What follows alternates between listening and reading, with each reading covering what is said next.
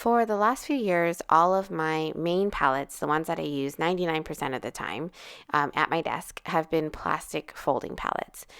Plastic folding palettes are really affordable, they're lightweight, but there are some issues that happen with them. And I think anybody who's used a palette like that long enough, a plastic one, will be able to tell you that the paint will bead up on the surface, the plastic can become stained, and sometimes the paint that you've squeezed out into the wells, they will fall out.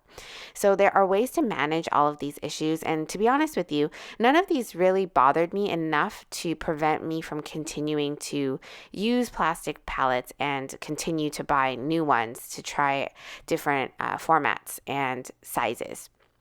But here I am today unpackaging a 18 well porcelain palette, and I want to share the reasons why I chose to make this switch and give it a try. So the first one was size. That was probably the biggest factor for me. And for me personally, it's not because I don't have the space on my desk. It's because I do a lot of filming for lessons and exercises inside the Paint With Me membership community that I run. And so a big palette takes up a lot of space on my desk. And sometimes I can't fit the entire palette in the video. And so I liked the size of this palette. It had all of the colors visible and a little mixing area that I could use. Staining and cleaning was another thing. So like I mentioned before, plastic palettes tend to stain over time, and you get this little ghosted effect, kind of like a marker board ghosting. So there's a little bit of color left behind that you can't really ever get out. And porcelain wipes off really clean and is really easy to clean. And so there's something about being able to clean off your palette and seeing a really nice white mixing area. Even though, full disclosure, I get pretty lazy about cleaning my palette, so I don't really clean it very often unless I have to film or I'm starting with a painting that is using really none of the colors that are on my mixing area, then I will go ahead and clean it. So I think cleaning off of porcelain is really nice and satisfying because you can get that surface nice and clean again. So the weight. So a plastic palette is, no matter what it is, it's still plastic, and it will always to some degree feel a little bit flimsy. Perhaps this is not true if it's a really large plastic palette, but all of my folding palettes, they are not poorly made, but they have, at some point or other, I have almost nearly flipped over my palette while painting because I've either just put my arm down on it and it's tilted a little bit too much, or I've caught it on the end of a brush. Porcelain is heavier and it just feels nice and substantial, and this one sits flat on the desk and it's not as easily flipped over. So I think in general, I really like this palette. The wells are a little bit on the smaller side, but it doesn't really bother me because I don't tend to squeeze out a lot of paint into my palettes because I don't know if I can commit to the color, which kind of goes back to me editing my palette and why I'm sharing this, 18 well porcelain palette.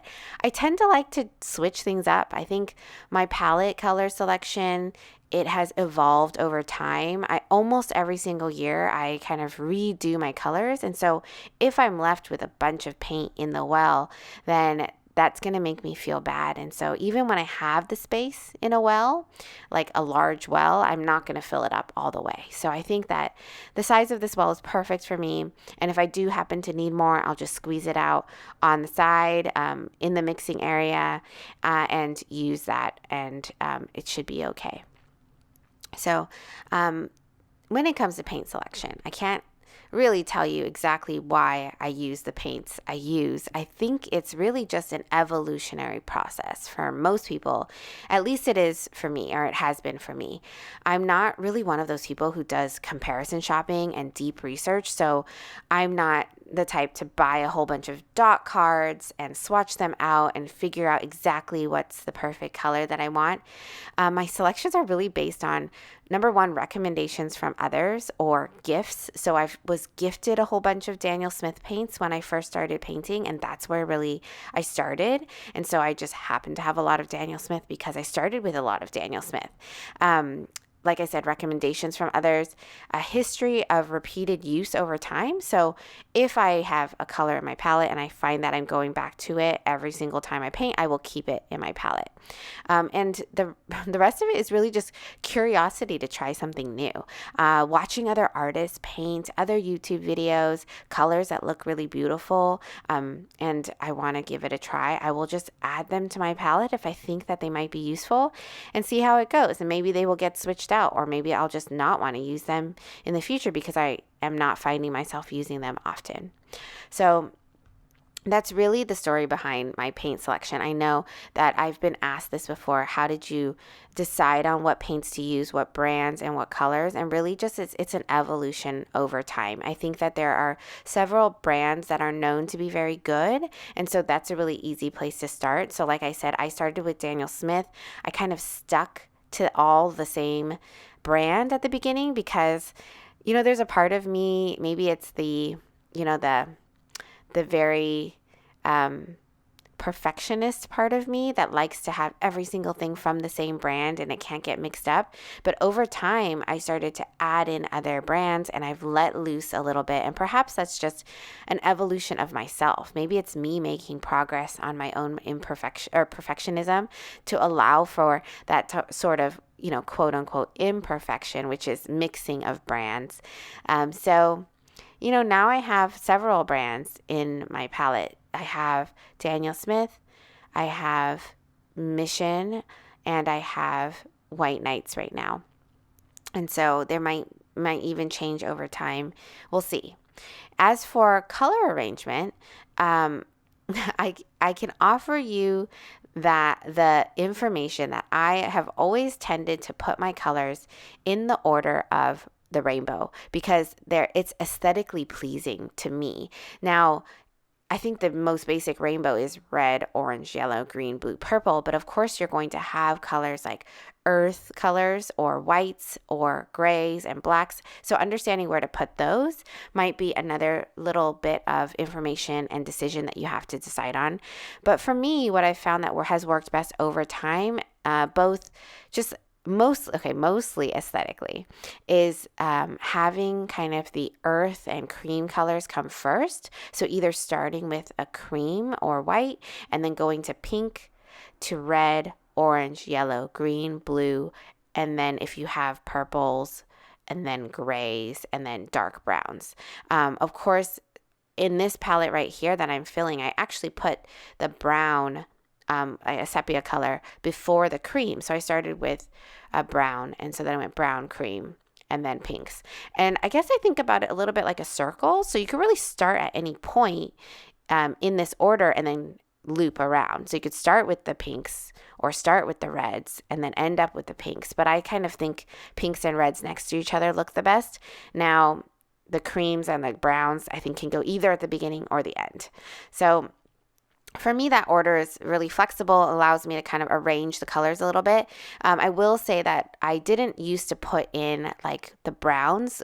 They're kind of like earth browns. So burnt sienna is typically, I used to think about it as a brown. I think sometimes people think about it as a brown, but if you really look at it, it's kind of an earthy orange. It's more of an orangey red. And so it fits really well inside of between the orange and the red section. So I've started to include that there. And again, it's kind of, aesthetically pleasing to me. It kind of looks like the rainbow. But if you need more help on understanding the technicalities of it, there's actually a really, really great blog post that was written by somebody that painting community of a member of mine shared, and I will link that below the video so that you can read it. It actually is, you end up with a similar kind of color rainbow, but there's actual technical kind of background or reasoning behind it.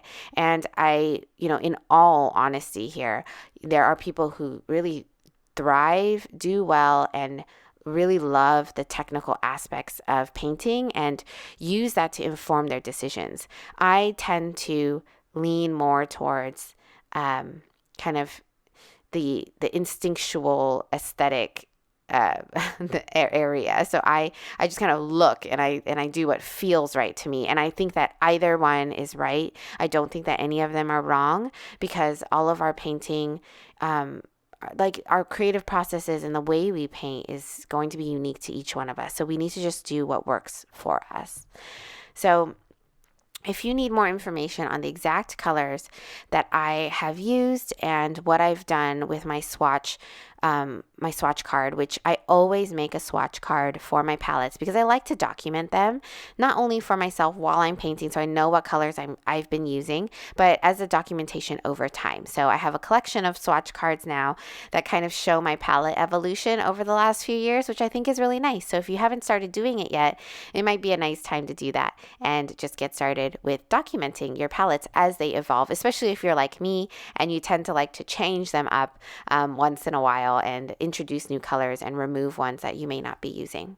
So if you want to know exactly the colors and the brands, I will include them all below inside of the description box. I really hope that you enjoyed this video. I hope it was hopefully somehow informative, and let me know if you have any questions in the comments below, and I will see you in the next video.